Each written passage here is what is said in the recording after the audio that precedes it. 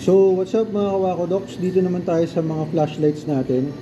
So, ito kasi talaga, bata pa lang, hilig na natin yung ilaw. Good thing ngayon na naglabas na mga ibang brand ng flashlight na abot kaya or affordable. Hindi katulad before, nung nag-start ako mag-flashlight ng LED na malalakas, ang option ko lang talaga na binibili ay yung LED lenser. So, ngayon, meron tayo ditong Nikon N6. So, dual siya. May spot, tapos may floodlight, and then pwede siyang may magnet siya sa likod. So maganda siyang everyday carry or lalo na sa sasakyan pagka may titignan kayo sa gabi, may problem yung engine bay natin, na magnet siya sa hood.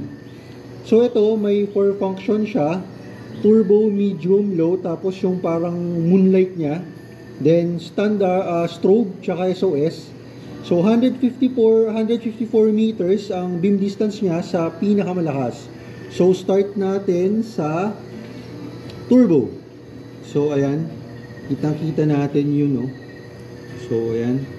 So dito sa loob. Ayan, dito tayo sa sobrang liwanag.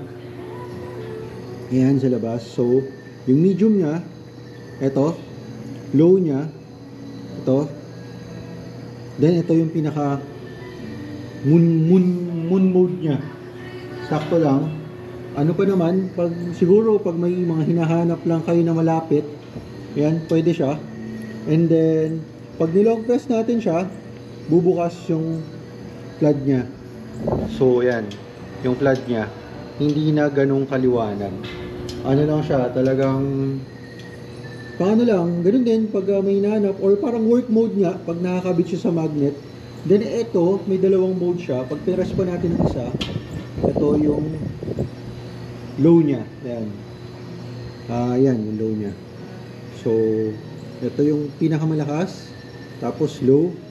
Then in 1 second, pag pinress natin siya ng 3 times within 1 second, press lang natin ulit sa yan, spotlight mode. Ayan, spotlight mode niya. Ito yung turbo. Then pag pinress natin siya 3 beses within 1 second, e-enter siya sa strobe. Then SOS. One more. 1, 2, 3, strobe. 1 press, SOS. So ayan.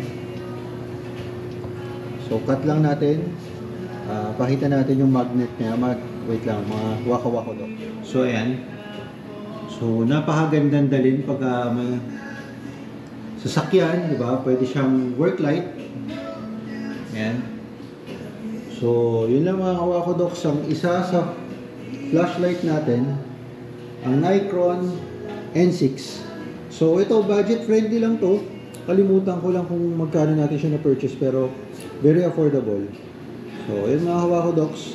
Again, Nikon N6 Dual.